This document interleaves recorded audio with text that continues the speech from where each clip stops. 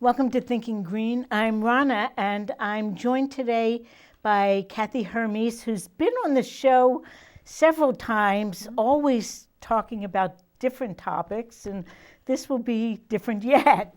Welcome, Kathy. Thank you. And of course, I learned a couple months ago that you had a new job. You know, you taught history at CCSU for how many years? 25 years and 2 days. Oh my God. So well-earned retirement from that, but not a restful retirement. No, I'm busier than ever. So you had sent out a notice a couple months ago that you were taking a job as executive director and publisher of Connecticut Explored. So I don't know, how did you get from there to there? Well, several years ago, I worked on a project for Hartford's Ancient Burying Ground Association. And the thing that I loved about that project was that we did a really deep dive into Hartford's people of color, Indigenous and African American. And we did these profiles of each person that we found who was buried in the burying ground, and then we did narratives. And as I was helping to write the narratives and helping my students who were working on the project write the narratives, I realized how much I loved the short form of writing. You know, I never was a put out a monograph kind of historian. I always liked telling stories, and I liked the narrative voice. And then one day in, I think it was maybe April, I found out that Elizabeth Norman, who was the founding publisher of Connecticut Explored, and I'll just show my magazine here, that Elizabeth Norman was retiring after 20 years and that the job was open. And a few people nudged me. I was worried that I wasn't qualified. I mean, because it's a huge leap, really, to go from being a college professor to being anything else. And you get kind of stuck in your ways. But as I thought about it, I really did have a lot of publishing experience. I'd been a book review editor and documents editor for Connecticut History Review. In law school, I was an editor low down on the food chain of the Duke Environmental Journal. And so I had some experience. I've had publishing experience. So I thought I'll go for it because I really love this magazine for all kinds of reasons, and we'll talk about those reasons, you know, but as we get into the show. But it's just a fabulous thing. It's been around for 20 years. And Elizabeth took no salary. So this is a nonprofit. I'm the first paid publisher. Wow, that is amazing, because I'm sure she put in a whole lot of volunteer hours. Oh, yes. I mean, really, it was a Herculean effort. And she loved it, but she did everything. I mean, she built the whole house. Now, has it changed over the 20 years a lot since it was first started and, you know, up till when she retired and you're taking over? Absolutely. So I'm going to show you the very first issue of this. If you can see right here, it's called the Hog River Journal. And the reason it's called the Hog River Journal is some of your viewers may know this, but the Hog River ran through Hartford, and it's covered over now with concrete. As so much of Hartford became. And it was fairly polluted and not so sanitary in many ways. But well, that's another show for you, Rana, about the environmental impact of covering over rivers. But they started the Hog River Journal in 2002, mainly as a way of telling stories that were being featured in the museums and historical societies in the Hartford area. And it really was, at that point, Hartford-centered. And now it's not so much Hartford-centered. It's a lot more, it's more Connecticut as a whole. But the first issue, it has the subscription card, which we still carry. The beautiful table of contents, the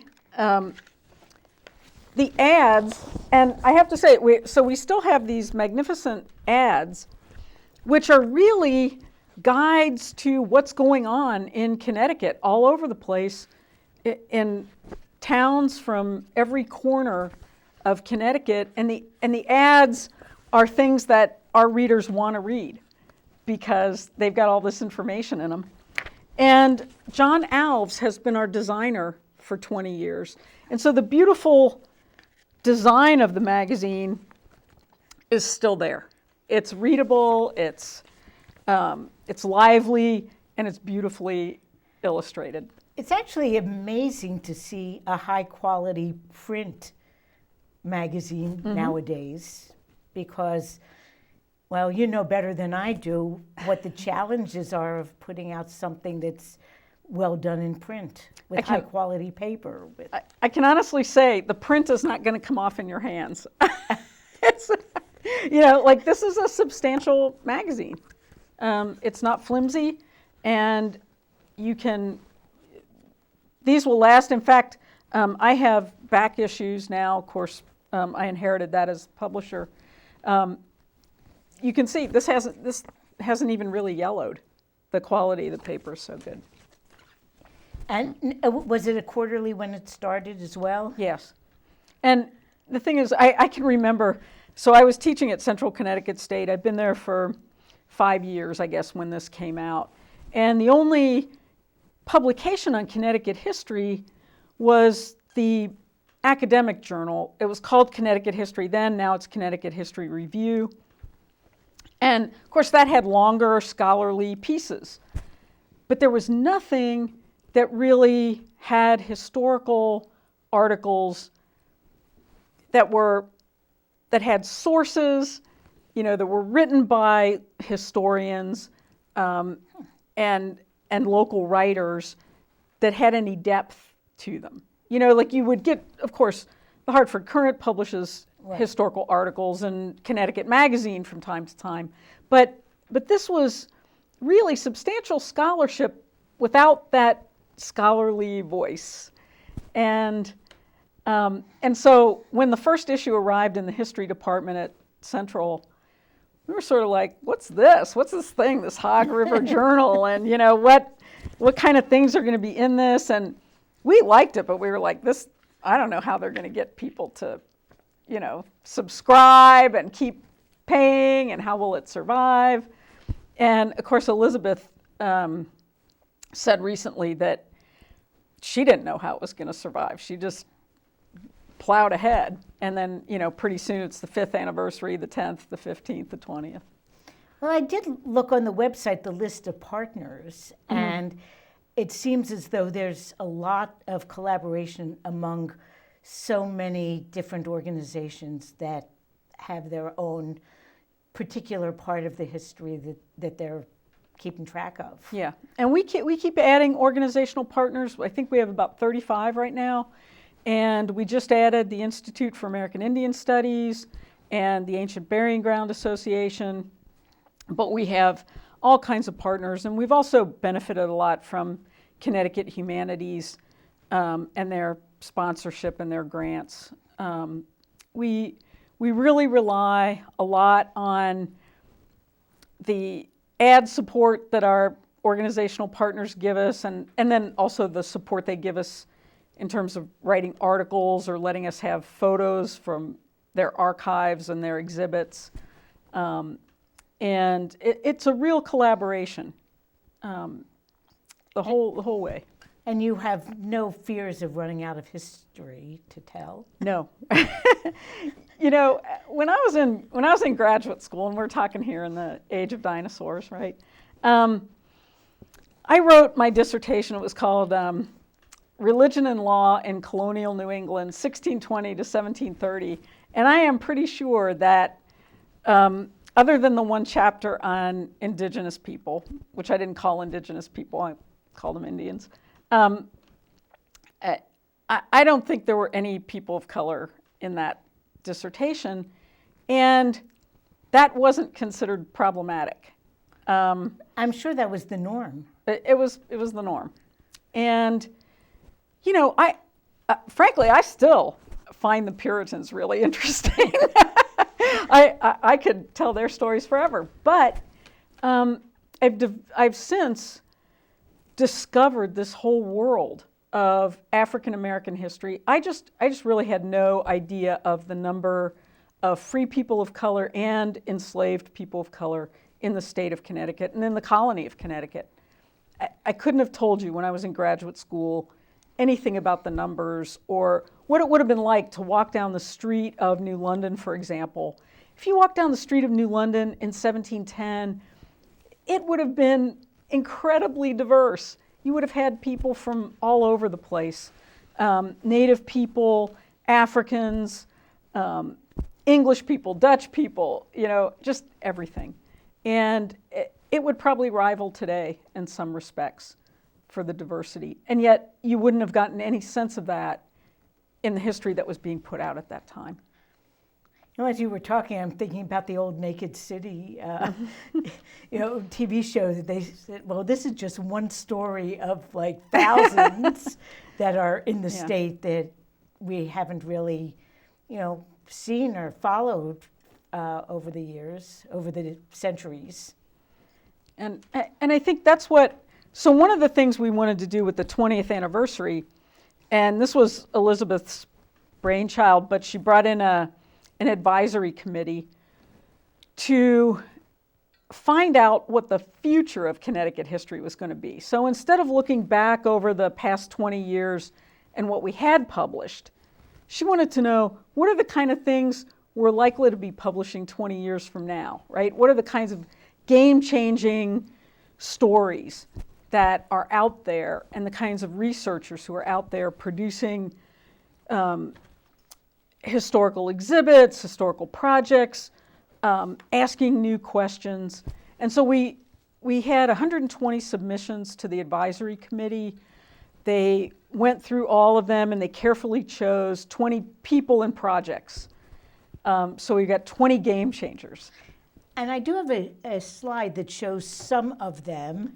And of course, the game changers, it became quite, you know, publicized in New London because, you know, I think the first that's printed on the list is something that happened here, you know, the New London Black Heritage Trail, which keeps getting added onto. There was an initial unveiling, but then the Amistad Pier unveiling was a few months later, and I'm guessing it's a continuing project. Yes, absolutely. And that's, you know, that was one of the great things. So the New London Black Heritage Trail, we have a podcast. Connecticut Explored has a podcast called Grading the Nutmeg. And if you'd like to hear more about the New London Black Heritage Trail, I have a podcast with Tom Shook and Lonnie Braxton II talking about the trail and how it got started and what this last edition was at the pier that commemorated the voyage of the Speedwell. And this was a voyage that I found when I was working on the Ancient Burying Ground project. The ship, the Speedwell, made many voyages to West Africa, but it brought, in one case, about 75 Africans to New London, then it went to Middletown. And it was almost half owned by a doctor in Hartford named Norman Morrison. And Morrison had more than 20 enslaved people on that ship whom he named in his will. And so they were able to read the names of, Wow. People who were on the ship, their African names, and remember them. And it's, I've never been able to find out what happened to those people after they were taken to a farm that Morrison owned in Bolton, because Morrison died the same year that they arrived, and his estate ordered them to be sold. And so they go from basically coming right from Africa, going to a farm in Bolton, and then disappearing from the record. Who knows what happened to them? I mean, I hope to find out one day. But that's what I mean. We'll never run out of stories, right? Because Yeah, you've got a future project right there. yeah, you can just keep going. And I think what's incredible about these people and projects who are innovating in history is that the innovations are in the kinds of projects they're doing. So a lot more public history, not just writing monographs, but putting things out there for the public, right? And they're innovative in the sense that they're asking new questions and sometimes finding new sources, although sometimes going back over old sources, right? But the core thing that history always explores is the human story, and that's still there, right? The experience of coming to a new land or forming a family or, political action of some kind, right? We're coming up on the 250th anniversary of the American Revolution. Lots of stories to tell there. So I think you don't ever run out. And no matter whose story you're telling, we as individuals can always find something that resonates with us in that story, right? Yeah. Well, so I noticed that, New London, well, it isn't a big state, of course, but a lot of the stories kind of had a New London connection. I saw there was something about the Eastern Pequot, some of their history, and of course they have quite a large presence in our city. Mm-hmm. And the legislation that was passed about teaching this kind of history in school, one of the New London youth groups, Hearing Youth Voices, was not the lead, but they were also part of the lobbying group. Mm-hmm. So it was really interesting to see that New London was involved, and it wasn't just one group, but also the variety of kinds of things that were included in these game changers. Yeah. It's amazing, the range. So the Eastern Pequot Archaeological Field School was one of the game changers. And, they're uncovering new things all the time. And the nice thing is that they involve, college students and interns and things so that you actually have the community getting the experience of making the finds, right? And then Chris Newell, who is one of the co-founders of the Accomack Educational Initiative and is now teaching at the University of Connecticut. So he is Passamaquoddy, and he has an article in the fall issue about that issue of teaching Native American studies or indigenous curriculum in the schools. So this is a mandate from the state that there will be Native American content. How that content is going to be organized, created, taught, the state didn't mandate. So that's up to organizations like the Connecticut Council of Social Studies, working on the frameworks to help teachers do all of this. And Connecticut Explored's always taken a lead in curriculum, in teaching hard history. We have like our sort of second and third grade book, Where I Live, Connecticut, that features stories on Native people, pilgrims, African Americans, like the whole gamut here. And we've got a curriculum that goes with it. And this is a really lovely book, for kids starting out learning the state's history. And then we have another book on Venture Smith. Venture Smith, for those of you who don't know the story, he was an enslaved man brought from West Africa who purchased his freedom and then became this entrepreneur on the Connecticut River. He had a large business providing supplies. He was a remarkable man, and he wrote his own account of his life story. So his autobiography is the basis for this book, and it's beautifully illustrated. And Elizabeth Norman, our publisher, wrote this book. Oh. So in her free time. In her free time. I can tell you, I don't know what free time she got because I work every minute. But the book has curriculum that goes with it, and we're also happy to provide copies. We know that some school districts don't have the money for things, so if you get in touch with us, we can provide copies of Venture Smith.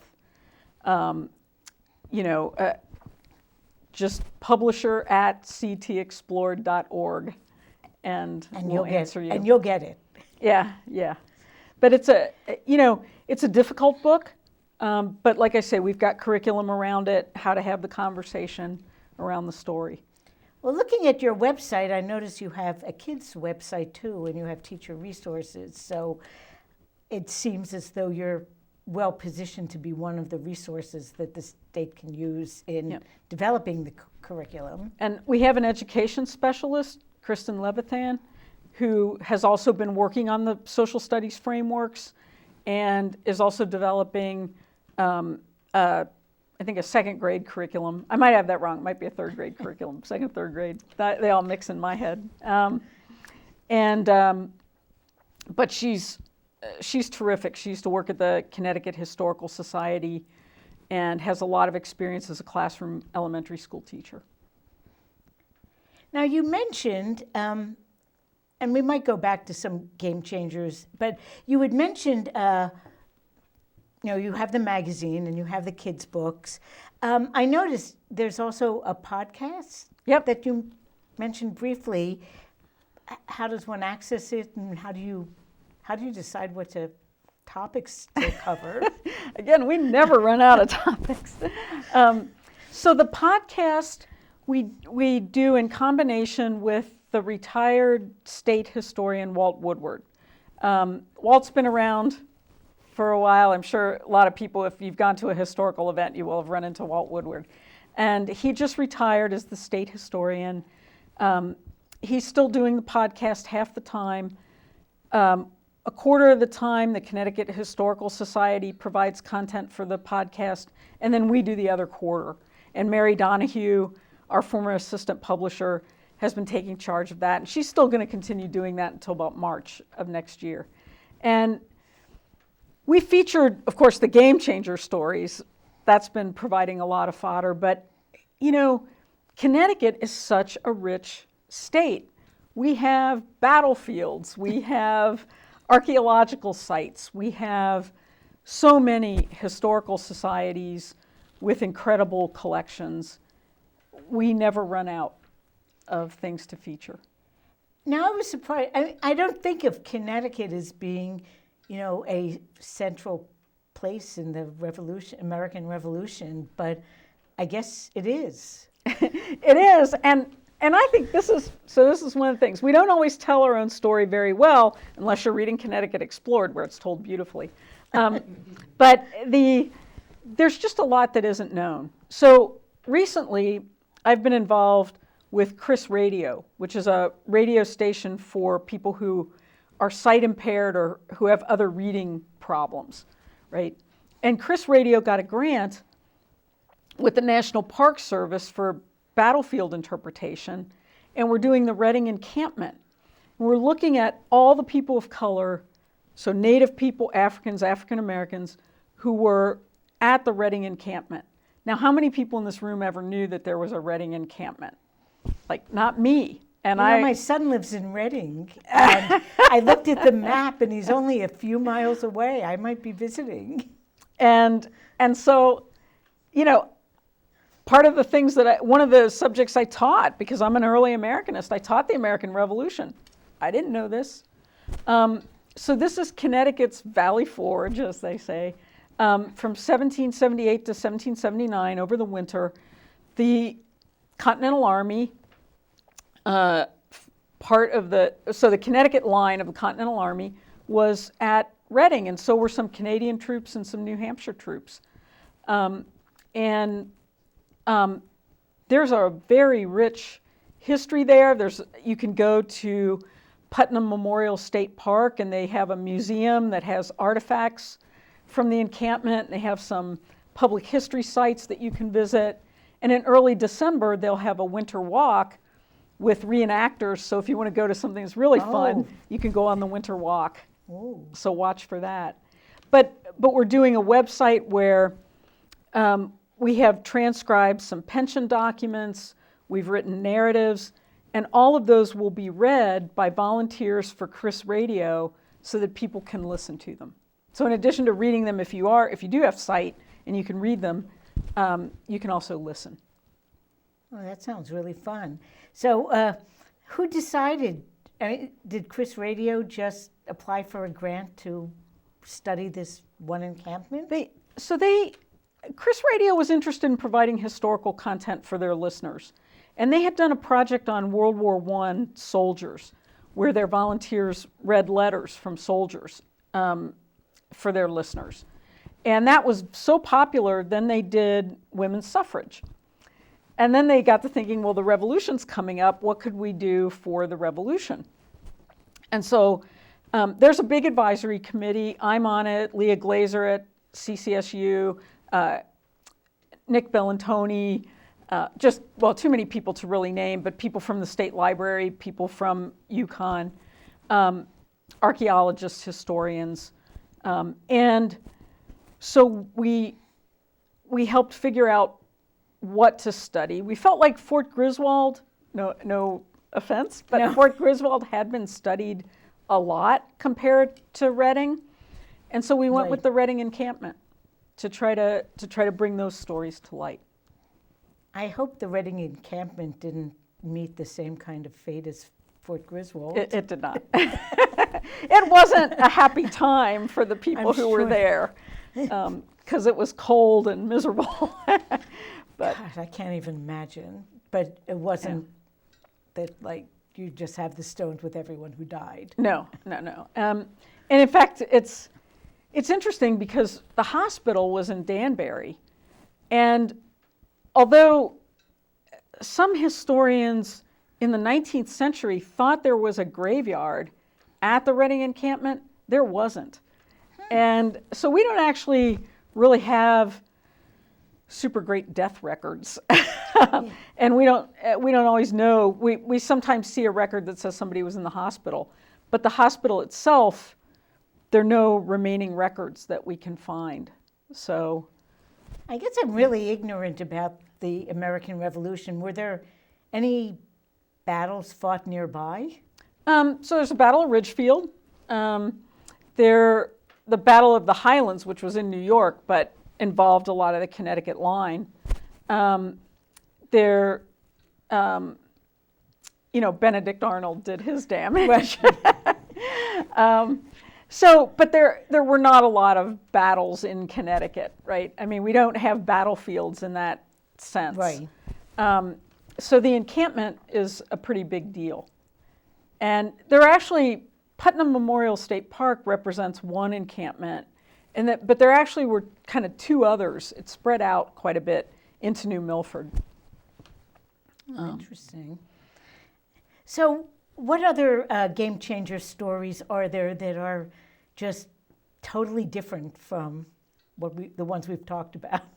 Well, let's say, so there's so many interesting things. Well, I'll tell you about an event we had recently, because I think this is a really important part of what we're doing with the Game Changers. We named a game changer, Elena Rosario, who is a PhD student, and she's working on the very modern history of Puerto Rican migration to Connecticut. And one of our other game changers was Pablo Delano, who works on art and culture. He's a professor at Trinity, so somebody who's well established. And we had them in conversation at the Hartford Public Library on Park Street. And the event was just terrific. So I don't know if you've been to the Hartford Public Library on Park Street, but it has this beautiful new, not auditorium, but lecture room, I guess you would call it, where the windows look out onto the neighborhood. Oh, nice. And so you feel like the neighborhood is in there with you, you know? And we had food, so people brought their kids. You know, there were like 60 people there with their families. And we had a conversation about the history of Puerto Rico in Connecticut, right? And Puerto Rican people in Connecticut, and what it was like from everything from coming to work in the tobacco fields and to the immigration in the 1950s to present day conditions. And I think that, and you know, a lot about culture and art. And I think that what is so great about this kind of game-changing history is that it's very immediate. You can feel how important it is to people's lives. And, you know, somebody said to me afterwards, I never realized that my grandfather's experience in the Connecticut tobacco fields was something that many other people had. You know, I didn't know there was a history there. I thought it was just him, kind of, and, you know, kind of an unfortunate circumstance. But I didn't know there was, like, that anybody paid any attention to this. But yes, we are paying attention. And that's why there are so many stories, because there were so many groups of people who were kind of off the map for a long time. Yeah. And even people who have long roots in Connecticut, you know, sometimes the stories aren't well told, or there are new ways of looking at them. There are new questions that you want to ask about them. So, for example, our upcoming issue is on citizen historians. And of course, the New London Black Heritage Trail is featured there because that was a citizens historians project. Yeah. But we're going to learn about Russian Jewish farmers in Chesterfield, Connecticut, and Shakers. And you know, you may have read an article or two on Shakers in Connecticut, but there's just so much more to be told. And this one is actually going to feature a prominent piece of furniture. You know, so I mean, I think there's so many different angles from which to explore. And I never knew about the Russian Jewish farmers in Chesterfield. It's a remarkable story. Yeah, that's amazing. And one thing I want to note about the Game Changers, you have little capsules in this magazine, but each of these topics, if I understand correctly, is going to get covered in depth, either in the print magazine or through podcasts or some other way of diving deeper into it. So everybody's featured in a public program, one of the 3 issues of the magazine, fall, winter, spring, that are devoted to the Game Changers, and then podcasts. And you can find that on our website. There'll be both virtual and in-person upcoming events, and we'll keep you posted. So do you have a long itinerary of events coming up in the next 3 months, 4 months? In the next, well, there's kind of a little hiatus over the winter. You can't get anybody out of their house in the winter. But I think in February we will be having, I think there are a number of events in February. A lot of those, again, will be virtual. But I'll be doing a workshop on, so I have to both blow my own horn and apologize. Before I became publisher of Connecticut Explored, my project for the Ancient Burying Ground was selected as a game-changing project. It belongs to the Ancient Burying Ground. I just want to point that out. But one of the things I'll be doing is leading a workshop in how to find your own history. So if you're interested in your genealogy or where your family fits into the history of Hartford, or you're just interested in knowing the methods of how to do this, I'll be conducting a workshop.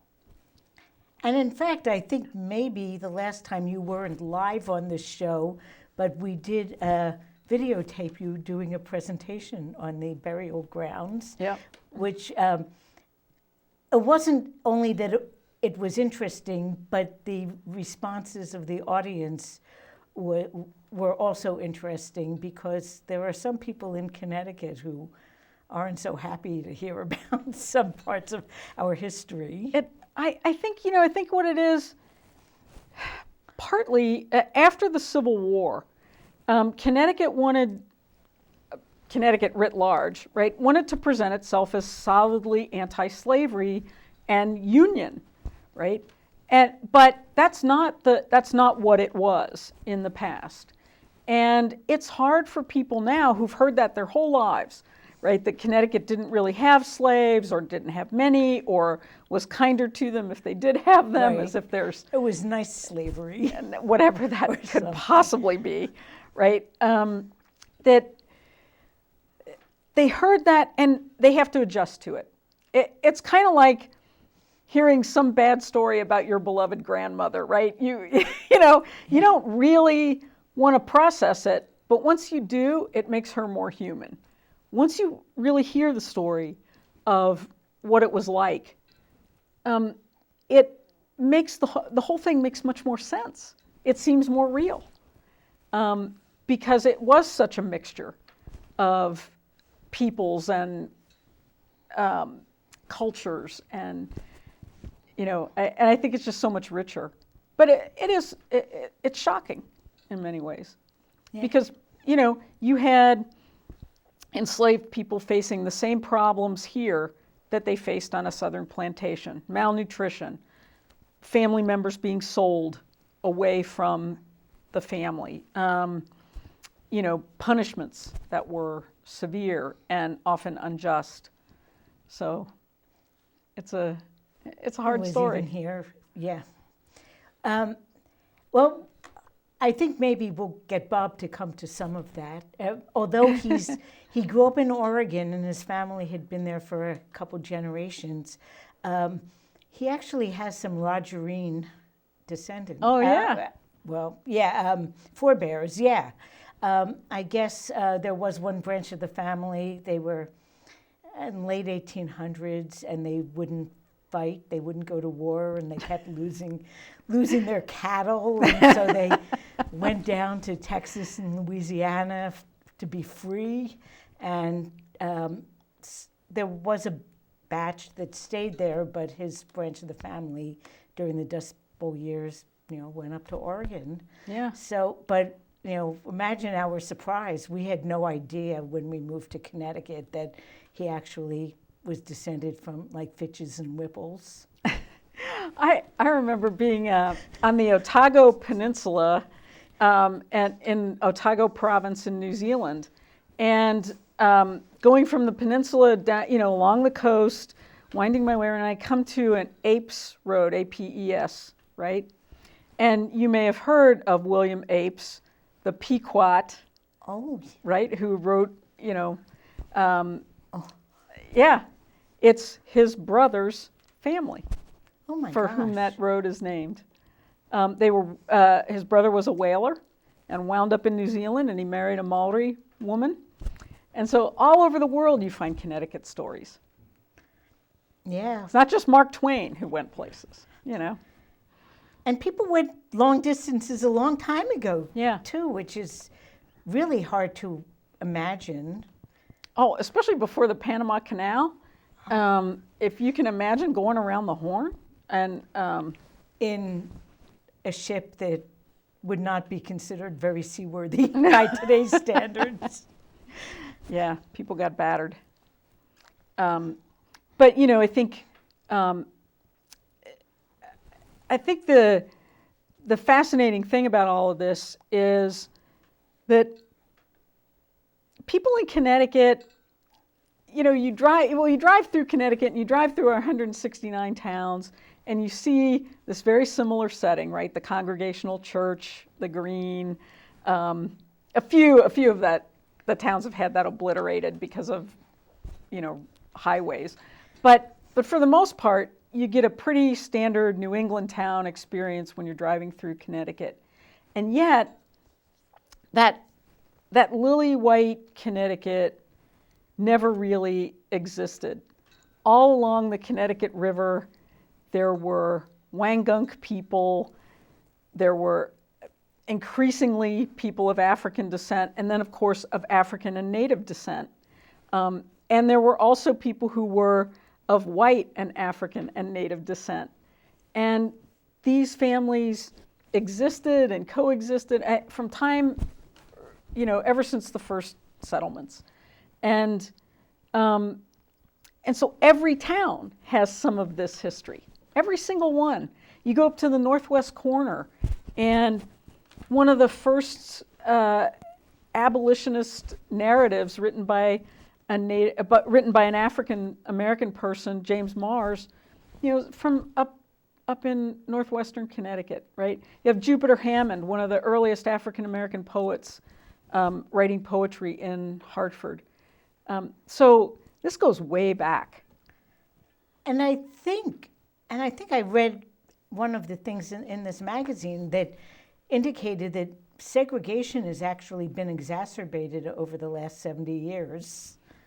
Things might have been a lot less segregated pre-World War II and pre-interstate system. Right, pre-redlining. One of the things that comes in, well, from the 30s onward, really, is this redlining, and the GI Bill, which gave so many white soldiers a really great start, and did, of course, offer in theory the same benefits to African American soldiers. It wound up creating really separate housing, and we have Jack Doherty has written a book that is one of our game changer books that we're going to be featuring some excerpts from that in the next issue. So I invite people to look at that if you want to get that story. But it's really true that I think in the colonial period, you rubbed elbows with everybody, and through most of the 19th century, that was also true. And it's in the 20th century that you find this physical separation. So I sometimes read the Strong Towns blog or stuff in their on their Facebook page and their website, and there was an article within the last couple months that the headline was "The City That the Highway Destroyed," and it was about I-84 in Hartford. And I'll tell you what, it could be about almost any city that I-84 went through. Yeah, and it wasn't I-84 in New London, but I-95 was very damaging to that whole neighborhood north of I-95, and a lot of the properties that were taken to build the bridge and to build the highway were the neighborhoods that had black ownership. Yep. And a lot of ethnic neighborhoods too. I mean, if you go through Waterbury, you may notice at one point in Waterbury you can see this very large, beautiful Catholic church, and it's cut off by the highway, like its parishioners, are over here and the church is over here.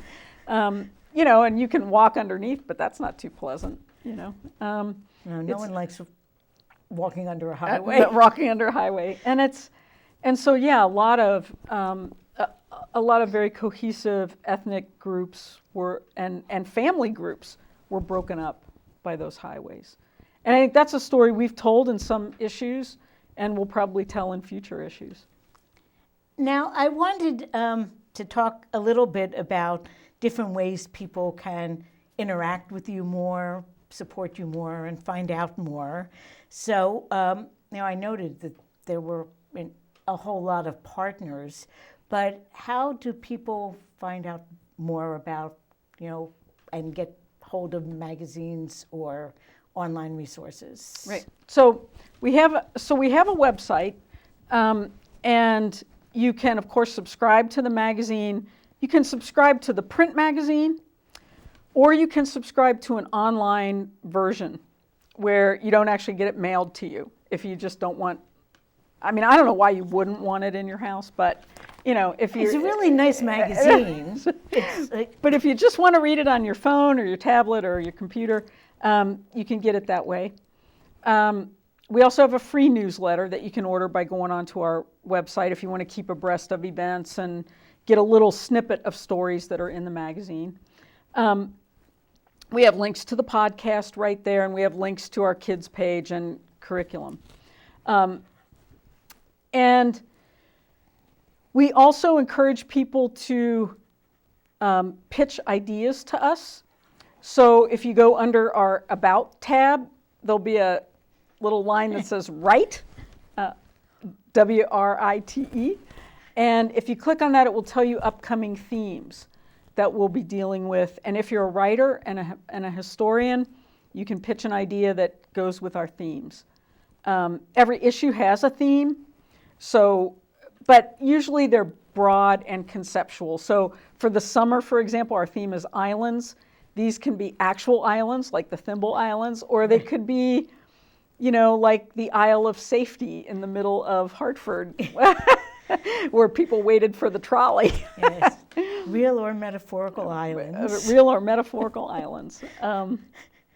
And so one of the things that I want to do is I want to start having more blog pieces, and I also want to start having more interaction with kids so that our kids page is either written by kids or has activities for them to do.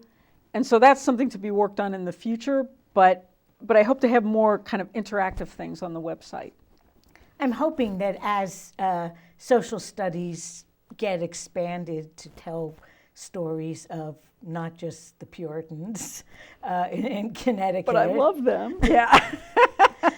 Well, they'll just have to be one of a crowd, right? They're one of a crowd. They're one in the crowd. That I wonder if students, especially once they get to middle school, might really see their own histories in some of these other stories and really be interested in getting involved. I think that's really important. Like in our Citizens Historian issue, there'll be an article on Connecticut History Day, which, again, if you haven't heard about that, we have resources on our site. And what the topic is, it's called Frontiers this year. If you're in a Connecticut school, you can participate in Connecticut History Day, which involves either doing a paper or a project, but doing your own research. I reviewed films one year that students had made, documentary films. And they're just incredibly talented things that school kids are doing from 4th grade to, high school. Absolutely incredible. And Connecticut has pulled some national prizes for National History Day.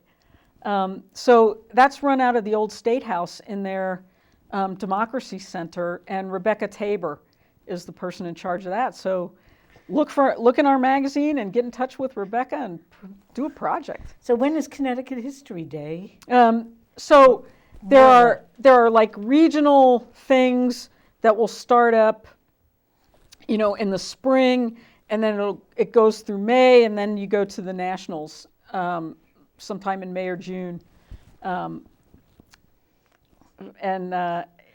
It's incredible what the kids do. I imagine that since so many kids are using, different media, making TikTok movies from a pretty young age, that they're a lot more expert than maybe you and I were at that age. We can help them find the sources, and we can help them interpret the sources, but in terms of getting it out there, they've got an edge on us. Now, in the last 5 minutes we have, I had mentioned, I think, before the show, how it's gotten rarer and rarer that you have nonprofit news sources. So just, thinking about the big picture of how we get our information, what can we do to get, make the news that we get better? Yeah. Well, this is really, it's really a tough thing because, as I mentioned, Elizabeth donated all of her time to this publication. So the only people who were paid were the team members who provided, content, editorial expertise, that kinds of thing. But they were all paid, but she didn't take any salary. And so we rely on our organizational partners. We rely on donations hugely, and that is true of every nonprofit. NPR, when you listen to NPR and they're always bugging you for it's fundraising, get a free cup and donate. It's important because you really cannot sustain these quality publications and broadcasts without donations.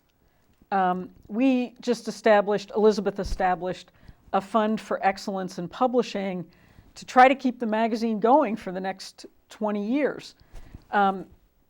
We started an endowment fund with Endow Hartford 21 so that we could build for the future. So you kind of have two goals, right, with fundraising. You have to raise for your rent and to pay your staff, and then you also have to have an endowment for the future that allows you to keep going.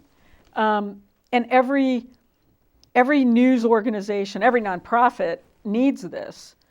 But for news, it's especially important because, people don't think of the cost of the magazine. We sell our magazine for $30 a year. That's 4 copies a year for $30.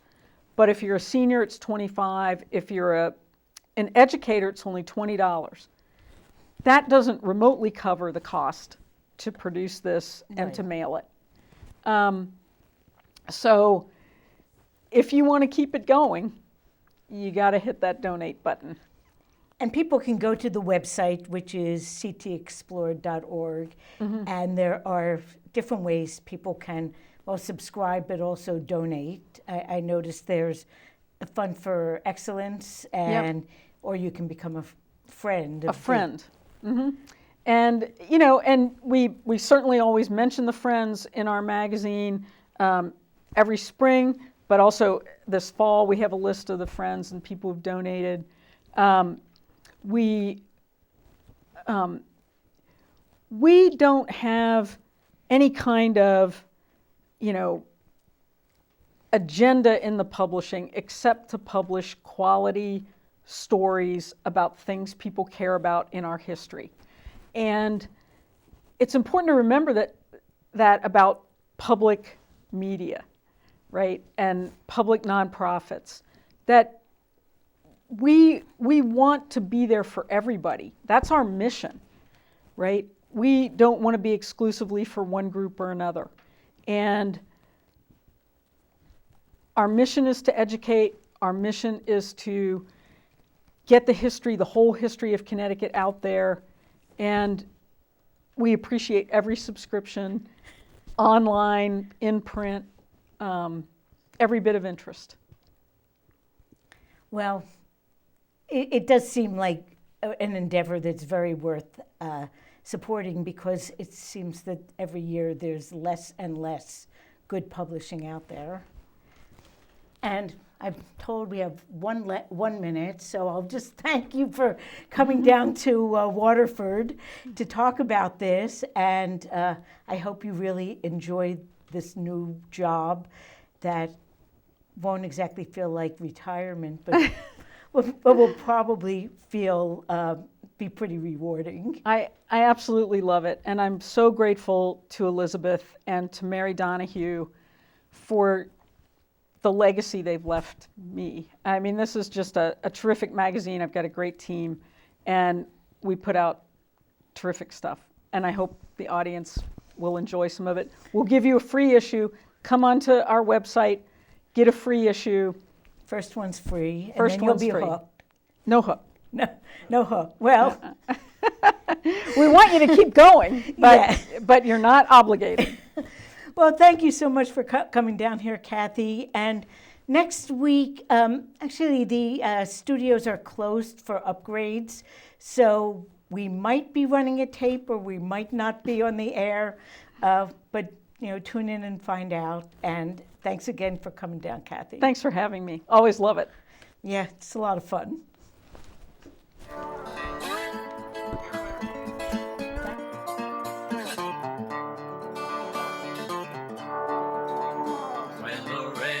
don't fall. That's when you know you're gonna go dry. When the rain don't fall.